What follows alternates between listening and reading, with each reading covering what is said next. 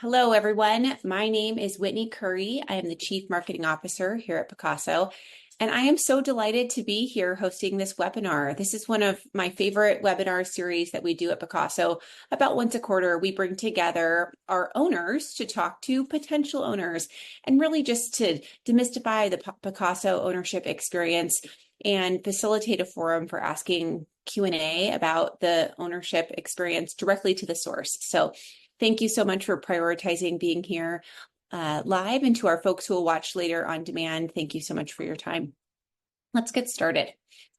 Our flow for today will be to kick off with just a brief 101 of Picasso, some of the Picasso basics, and then we'll dive into our owner panel. I'll be facilitating some Q&A from pre-submitted questions, and then we will take questions live. So you see at the bottom of your Zoom screen a chat functionality.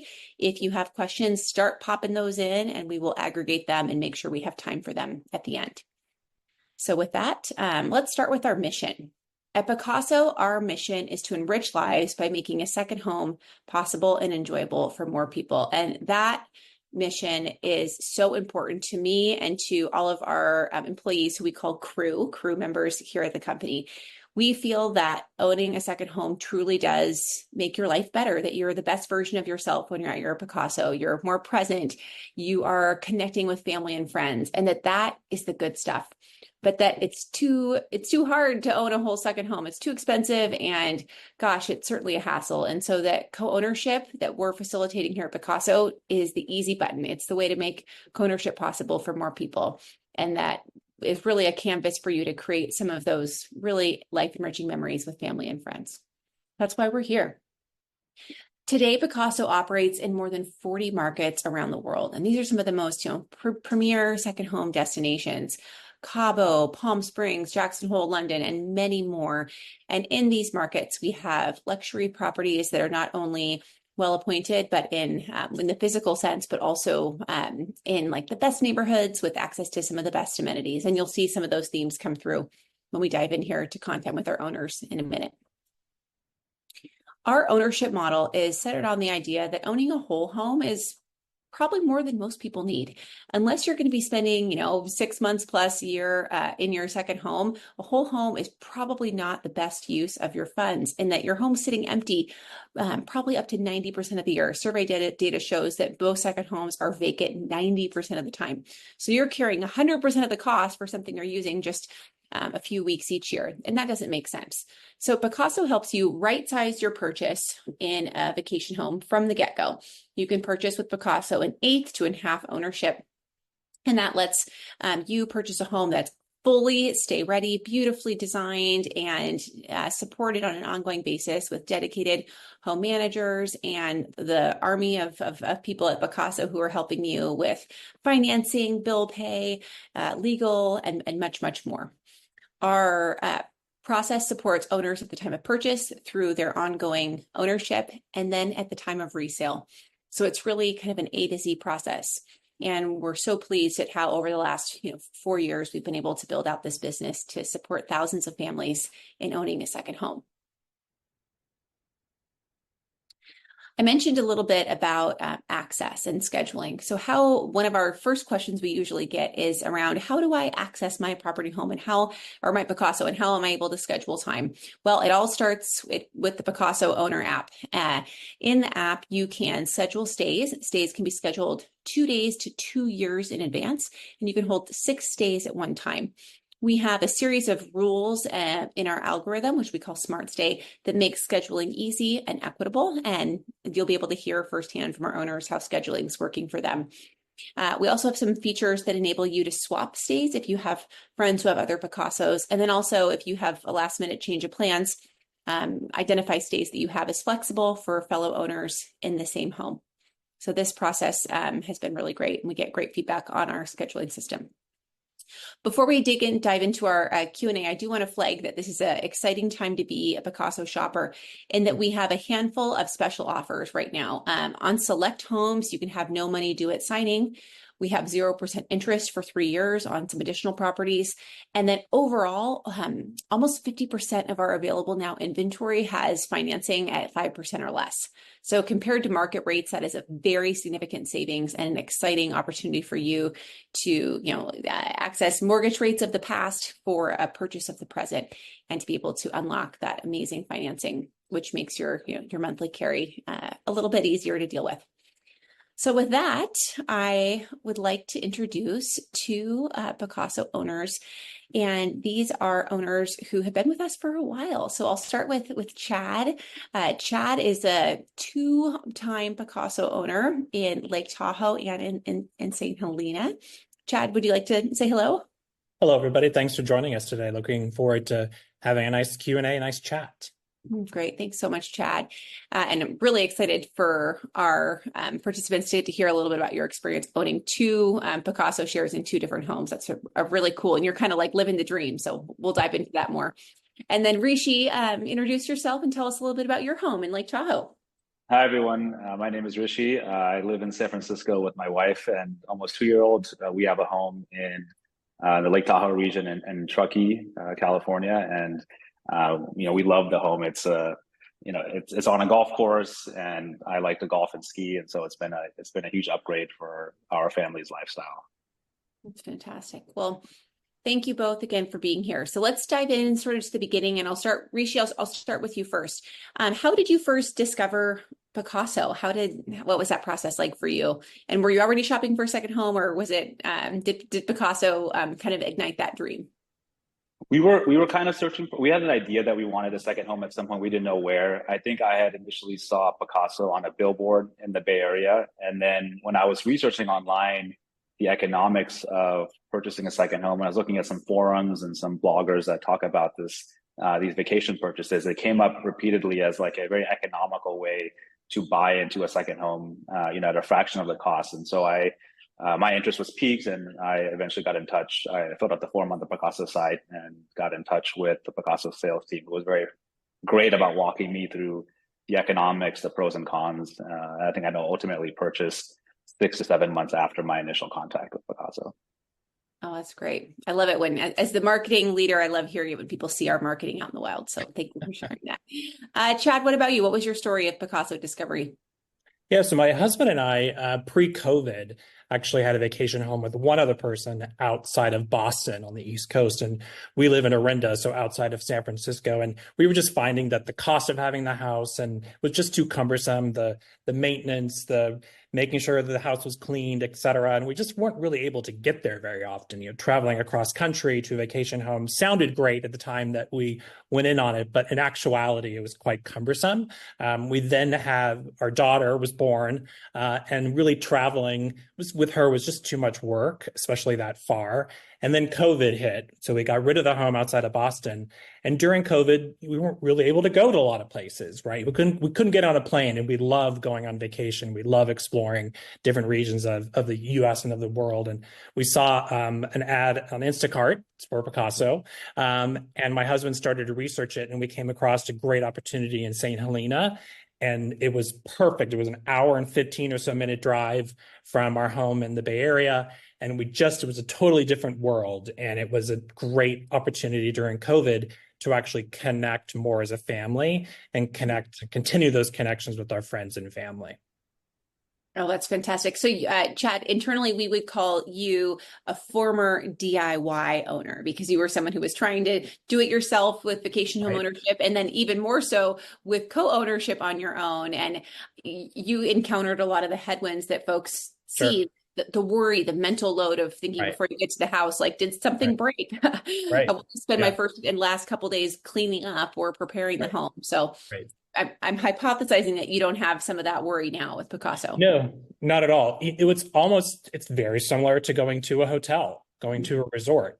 There is a staff of people who are there, not physically there, but they're in the region, who are taking care of things for you. They're making sure the home is cleaned and maintained. They're making sure that the electric bill is being paid, the internet bill, et cetera.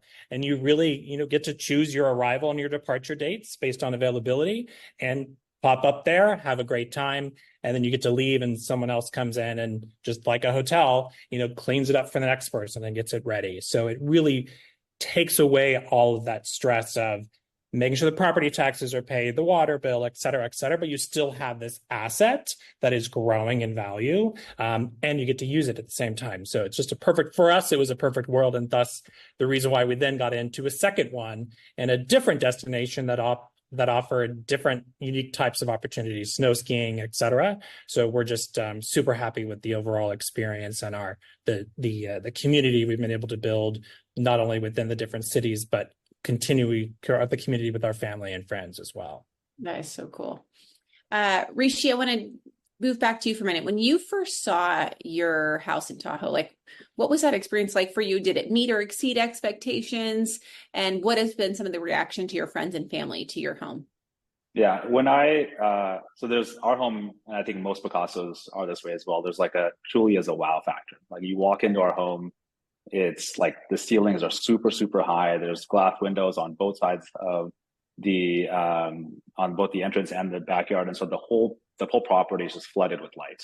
And every time every one of our friends who has even driven up to our driveway is already blown away that this is our second home. And then they walk in and it's just this amazing environment to spend time in. And so there is definitely this wow factor. And I felt the same way when I walked in. Actually, we were looking at another Picasso home in Tahoe. And then during the buying process, Picasso had let me know that they were, in the process of purchasing another home. And actually during my tour of the first home, Nick on your sales team was able to show me the other home. And as soon as you had won the bid for that, I, transferred my deposit into that and we purchased that one. And this one had truly had the wow factor that we were looking for.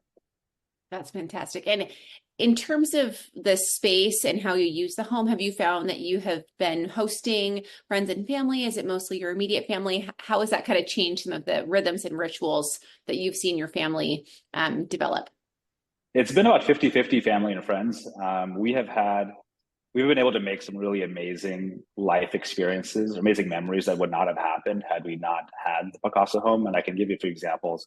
On my mom's side, we've been wanting to have a family reunion for I can't even tell you 10 years. It's been a long time. Everyone's fond of each other. We've just not been able to align schedules and a situation that works. And as soon as we got the Picasso home, we said, hey, we have this amazing home. We have this date. We can, Airbnb a second home in the neighborhood. Let's do this. And so I think we had 15 people come on my mom's side, and that family reunion would not have happened again if we had not had this home.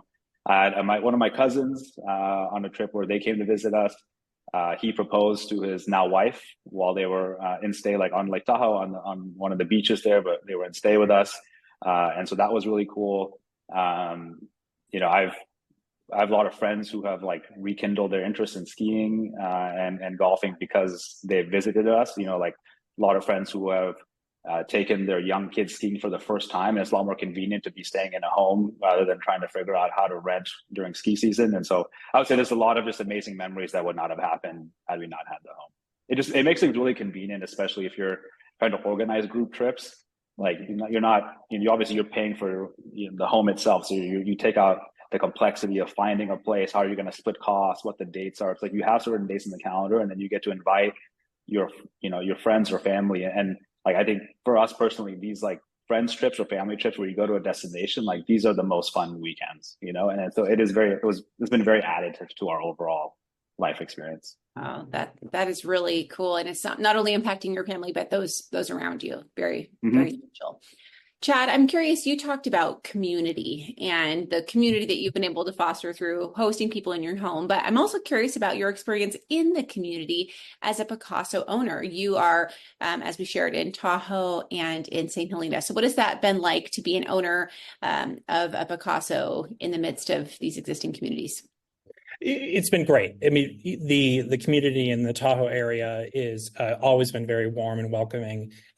We have had our daughter actually in some summer camps at a couple of the resorts, and just to be able to bond with other kids in the community as well. So we love going down to downtown Truckee and North Shore, just to be able to go shopping and go to the restaurants and just be around what is Tahoe, the vibe of Tahoe. And that is the people that live there full time, right? Really create that vibe. And we just really enjoy it and are glad that we can participate in it, pay property taxes in it, et cetera, right? And then, Napa Napa is just a wonderful vacation destination. But my husband and I often say, if we could retire somewhere, wouldn't it be great to be able to retire in Napa? Well, we can retire about 6 weeks out of the year there now because we have our Picasso, right? But the other time we'll have to find maybe a different place. But the community up there, we've also had our daughter in summer camps and other camps up there when we've been there, and just meeting other kids and families, taking walks. People are always so friendly and just so welcoming. It's just been a great experience. That's great. We hear that a lot of the owners, like really feeling like they are a local because they own real estate in the community, and they're able to develop these repeat connections and friendships. We hear that actually a lot of kids developing other friends in the neighborhood and meeting people at the park that they then see again. It's really special. Yeah, I can say that. I can plus one that we're part of a community, and as part of our home, we bought into what's called Tahoe Mountain Club. It's the local club that has a couple of different clubhouses, and there's benefits at one of the ski resorts. And we have gone to a lot of the events that have been thrown as we are members now of that club, and we've met a lot of people who either it's their second home or they actually live there full time. And so I think one of there's this misconception that those who have Picassos are not invested in the community. But if you're actually there, if you're an owner, if you own real estate and you're there 6 weeks a year consistently, you do have the opportunity to build long-term bonds and relationships in those communities. I think that's a misconception that a lot of people have, that Picasso owner is going to come just temporarily, use the house and then leave. But I think you become vested in a place, and when you invite your friends and family, you want to show off that you knowledgeable about the town, all the best spots, and so you become vested. You definitely become vested in the community of your home. Right. It's really powerful. Now, I'm curious, how do you all, when you are talking about your Picasso, how do you describe what you own and the experience to friends and family? Like if you were inviting someone up, what does that look like for you? Are you saying, come to my vacation home? Are you saying I own part of a home? Like how do you kind of position your Picasso? Either of you can respond to that question. Normally just as a home that we own, and then if the conversation continues, it's we own part of it or a fraction of it, et cetera. That we're not that well off, right? So we're certainly not multimillionaires, so we can't own these properties outright, which is it's just amazing that we have this opportunity to own such special places, but only a fraction of them, so that they are affordable for us and for our family and friends to be able to use. So normally we say that we own a place, and if the conversation goes a little deeper, then it's a conversation about the fractional ownership component. Yeah, thank you. Rishi, what about you? Yeah, I would say very similar. I say second home.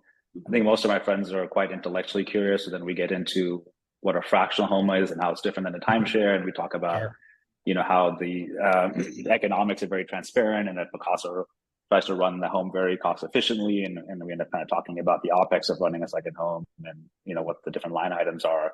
But yeah, I do make it clear that there's an interest from at least my peer group to understand kind of the mechanics of what a fractional home ownership is versus a timeshare. That's really helpful. Something that we talk a lot about internally is when you're purchasing a whole vacation home that you're going to own 100% of, you're interacting with your realtor. They never say, here's the cost to purchase the home, and here's what it's going to cost to run the property. That is like a mystery. You're getting really excited about the visions of your family in this home, but you have no idea what it costs to do the landscaping, heat the pool, get the insurance. And with Picasso, all of those costs are outlined in detail upfront. And I think that that's like a really powerful and informed way to shop, because you're not only thinking about, what your mortgage may be, but all of the extras. And then with Picasso, you're able to slash that into 1/8. So it's just so much more palatable. But that holistic cost of ownership is something that I think most people don't really fully contemplate when they're getting a whole home. Sure. Yeah. And I think, sorry, go ahead, Rishi. Go ahead, Chad, please. I was just going to say the Picasso team is always so transparent about everything, and the data is always there. It's either sitting in your app or it's so easy to get from your property manager that we've been amazed, and have actually taken some of the learnings from Picasso and done it for our business. Just the transparency side and the customer service side is very, very, very, very 5-star for sure. I love that. We can all inspire one another. Right. Well, the chat is blowing up with questions, so I have one more final one for you, and then I'll tune to the Q&A. So if you have something that you want answered and you haven't posted it yet, please do so now. I'm curious, I'll start with Chad and then go to Rishi. What would you say to anyone considering purchasing a Picasso? Are there pieces of, constructive feedback you have for us that you'd like to kind of air to the buyer community, or what kind of thoughts or questions would you want to make sure that you're educating the community on? I mean, I think you've touched base on one of the most important things is truly while you're looking at it, make sure you understand all of the costs. So not just what the eighth share costs, but what the monthly costs are, right? And as I said, Picasso is always so great about sharing that information, and just, look on the website, be educated on not only what Picasso is offering, but what else is going on in the market. Make sure that the property values in the area are increasing so that, you're truly getting the equity that you should be getting in any property. But really, for me, it's just asking the question about the financials, the monthly expenses going into it is certainly key. Yeah, I would echo that as well. I think one of the principles for life that my wife and I have is like return on hassle. And I think when you, like any investment I make, any life decision, like I want the return on hassle to be low. And I think that's very true of Picasso. It is truly a turnkey experience. I think it is worth like asking the Picasso sales rep about like getting the line item budget for the year. You can actually look at everything in detail. So you understand that obviously inflation is happening. So certain expenses are obviously outside of Picasso's control. There's like a general kind of expense increase in line with inflation. So I think you make sure to expect that.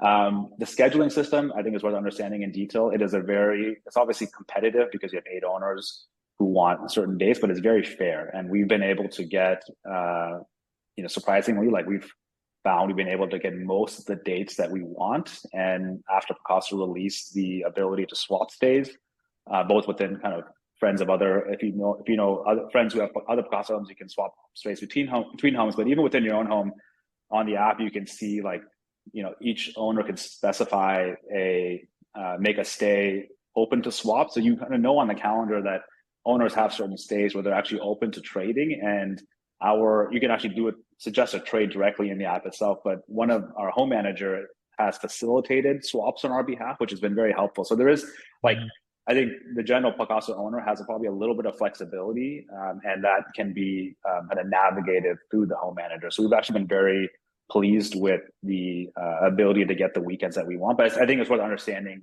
in detail the mechanics of what Picasso calls the smart stay functionality. It's great. I think scheduling is probably probably one of the primary concerns that any Picasso prospective owner would have, and we found it to be like quite a very fair experience. And just want to punctuate, Rishi's talking about the swap feature, which we released about a year ago in response to owner feedback, because we had owners saying, gosh, I threw this summer week on the calendar just because I wanted to go in the summer to Tahoe. And then another owner may be like, that's my 25th wedding anniversary. And so by being able to just, through the tech note that swappable or not, it makes it easier to facilitate some of those easy changes that are a win-win for both parties. So I'm glad that's working for you. Great. Chad, anything to add before we head to the chat? No, I'm good. Looking forward to that. All right, let's get started. So first up here, a question around surprises. Is there anything that surprised you about the process of purchasing or ownership that you wish you would have known ahead of time? Not that I can think of. I mean, it was like any other real estate transaction. Very, very easy. LLC owns the property with all of us. So we were all very used to that. No, I can't think of any surprises. One surprise for me was today is not possible. Like the concept of a same day check-in, check-out is not possible. And that's, Picasso wants to do like a deep clean and make sure the house is perfect for the next owner.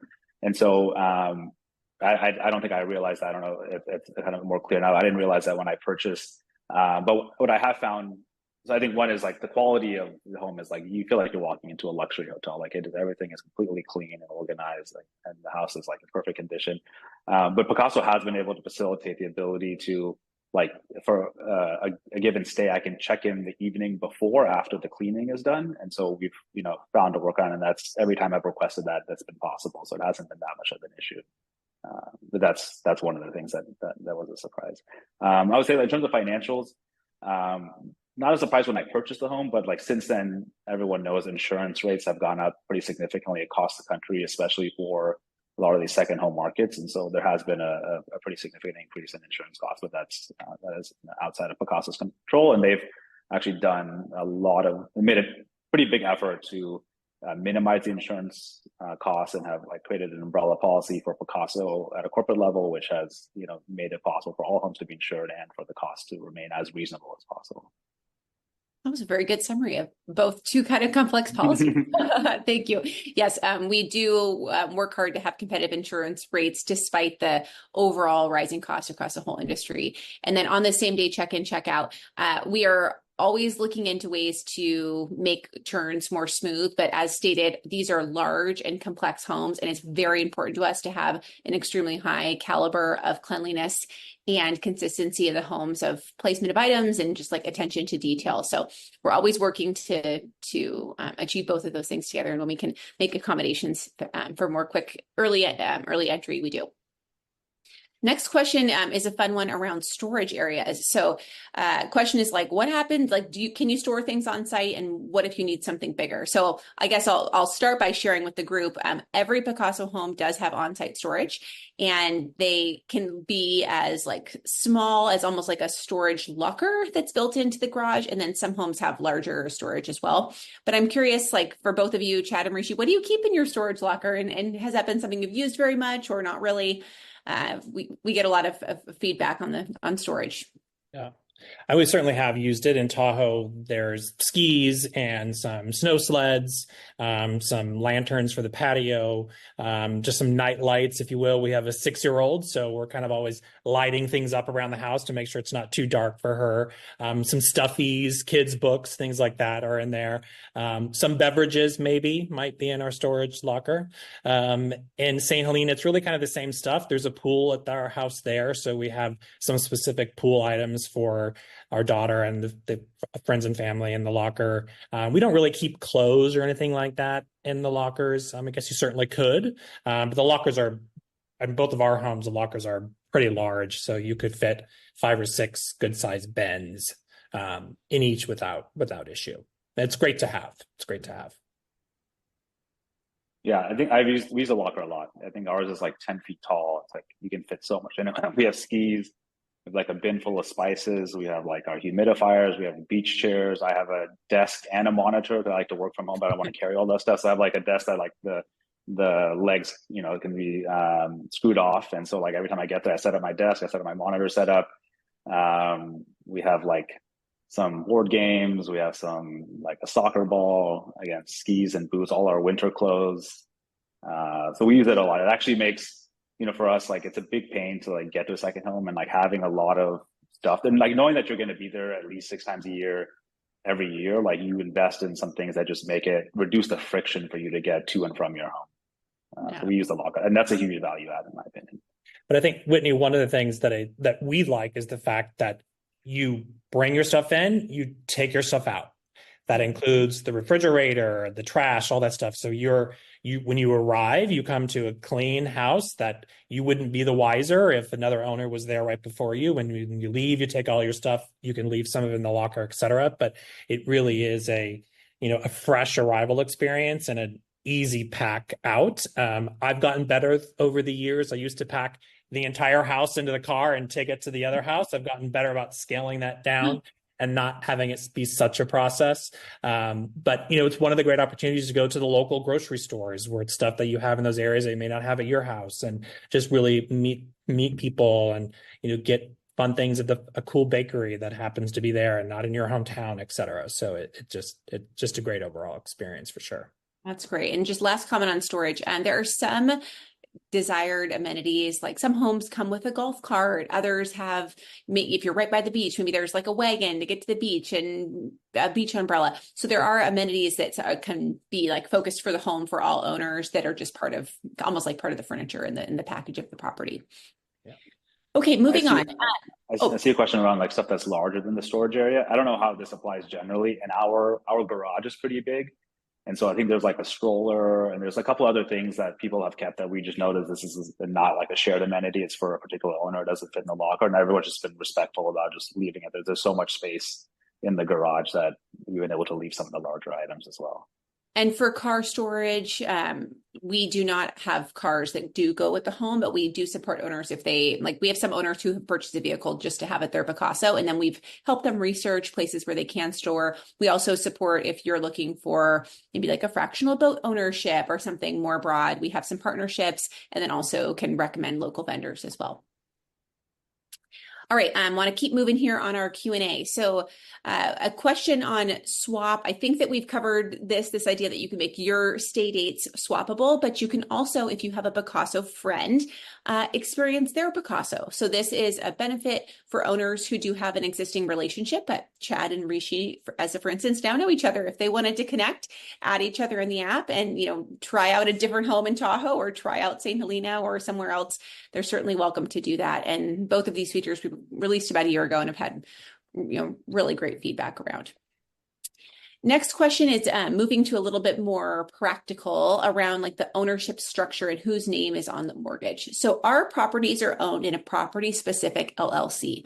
And so that is how the financing and like the title and ownership is structured in that LLC, which makes it pretty fluid for folks if they need to resale to come in or out because we're adjusting the ownership interest. So that's how that works there. Picasso is also the corporate guarantor of our loans. So if someone in your ownership group defaults, just, if something crazy would happen, you are protected. Picasso steps in as the corporate guarantor and you would not be impacted in any way. We would work to foreclose on that share and then resell it. So you are protected. That's a huge benefit of owning with Picasso in a co-ownership structure as opposed to like a DIY model.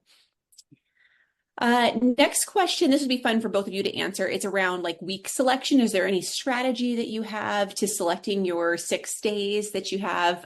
Curious if either of you have any tips on scheduling.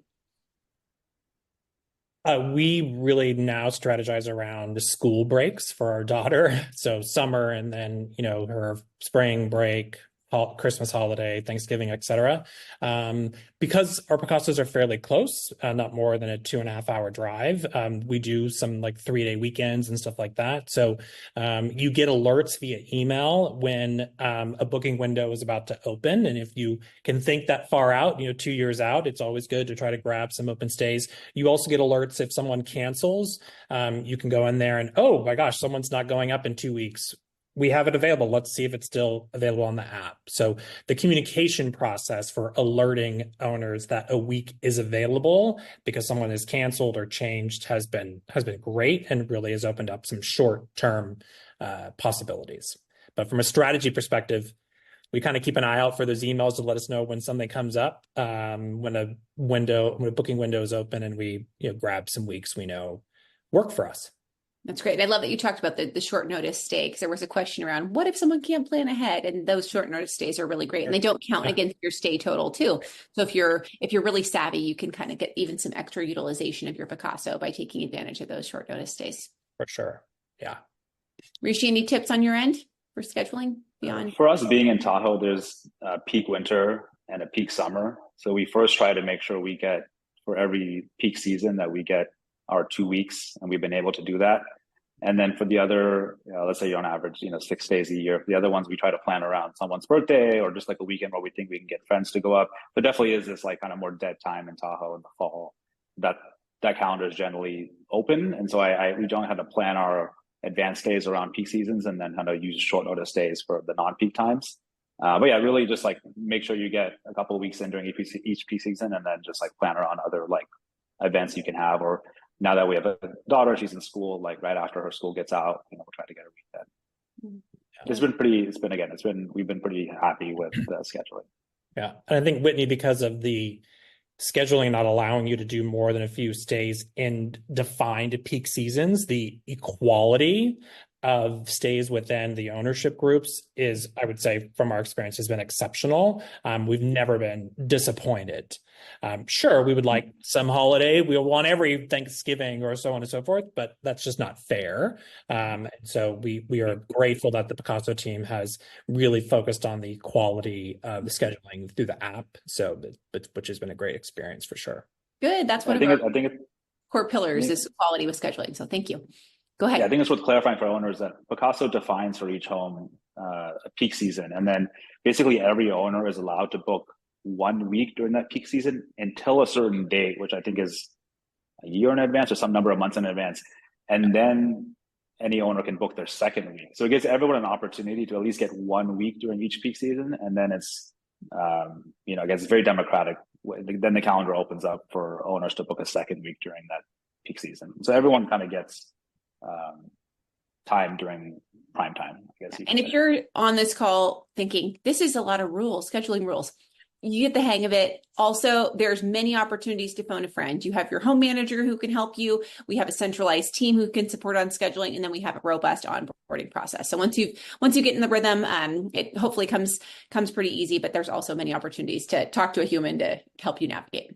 Yeah. Now, I want to change gears for a minute. You all are happy owners, and we're so glad of that. But sometimes life happens, and you need to resell. And so, for folks on the phone, we anticipate that life happens. And so resale is a part of our model. And we have an internalized resale team that supports you. So if you decide that you need to, for whatever reason, no longer own your Picasso, you reach out to our team. We work with you to make sure that your home is ready to be fully marketed, not in the sense that you need to go paint the walls or, do some home repairs, but really looking at your calendar, making sure you have stay dates held. And then we work with you to market the home on our Picasso website.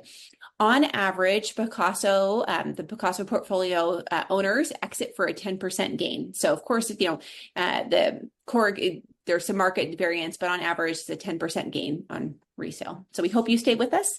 But if you do need to resell, that is helpful to know some of those historical averages.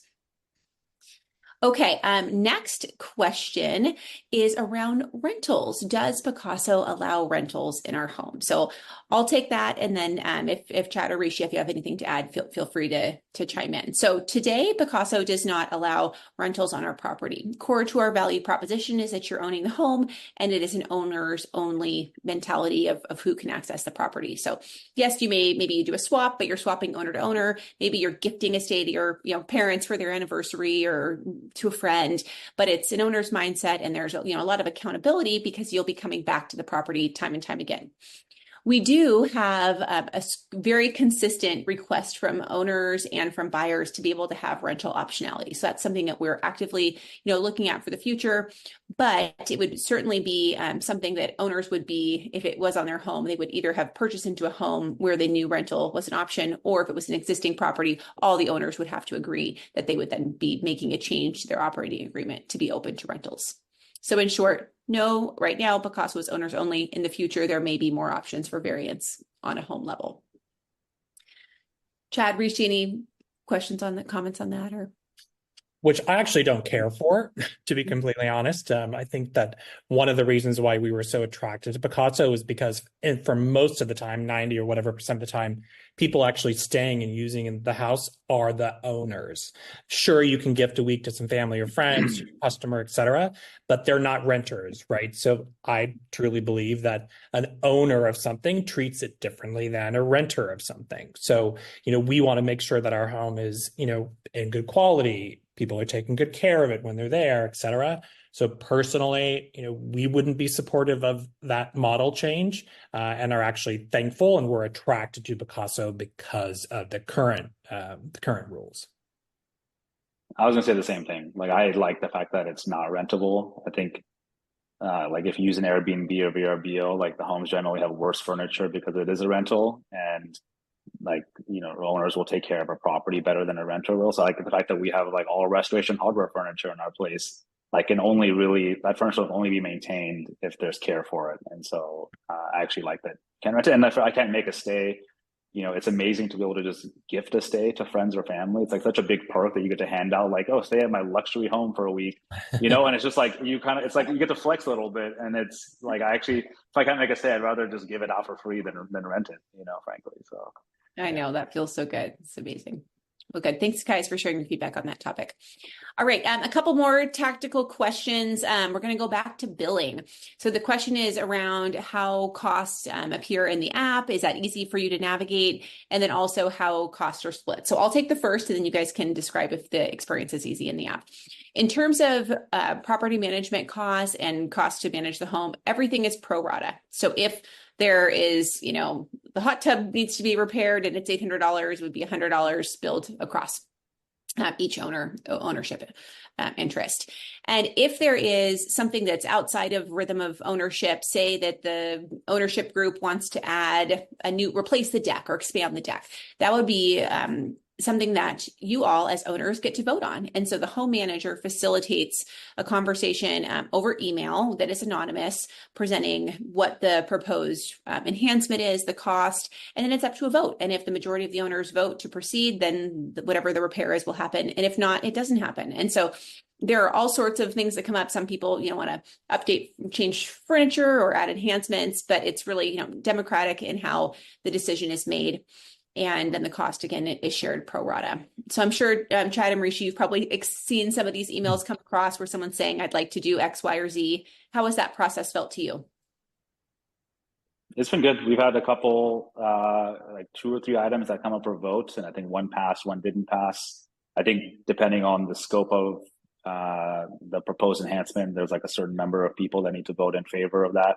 It seems like a very reasonable process. Like Picasso gets a quote for anything and then presents that to the ownership group. I'll say, like, the monthly expenses are consistent, and you can ask for, like, every quarter Picasso will send detailed financials. I think maybe you can ask for it in advance of purchasing, but you can see every single line item, like plumbing, electricity, pest control, HOA fees, any repairs, maintenance. It's all very transparent. Like, maintenance is billed at a certain rate in 15-minute increments. Like, Picasso does a very good job of making the expenses extremely transparent, and then owners get a chance to ask questions about that. And if there's certain line items that owners recommend, hey, can we get this reduced? Like, Picasso will try to like source a new vendor and reduce the cost. So I would say everything is super, super transparent.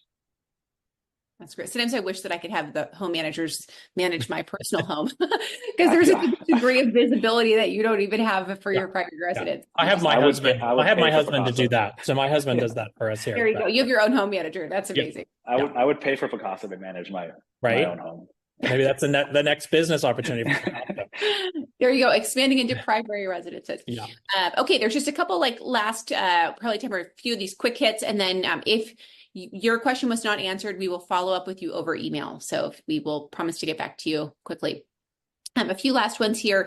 Can Picasso operate in HOAs or in gated communities? The answer to this question is it depends. It depends on what the rules of the HOA are. If it is permissible, then we will explore it. If not, we will not. So we comply with the rules of the HOA, and we do our best to be forward leading on this and have homes on our website that are like prospective homes for purchase to do vetting up front, so we don't get too far down the road with a home and then realize that there's lacking of compliance there.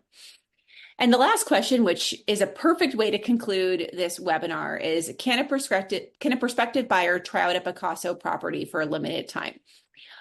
If you are seriously interested in shopping and touring or experiencing the home in person is something that could get you over the edge, we want to hear from you. We would love to make that happen for you. So if that is you, please reach out to us. You can reply in the chat here or reach out through the contact at the top of our website and let the team know that you're interested in touring a property or maybe even experiencing it, for a weekend. And we'd love to make that possible for you.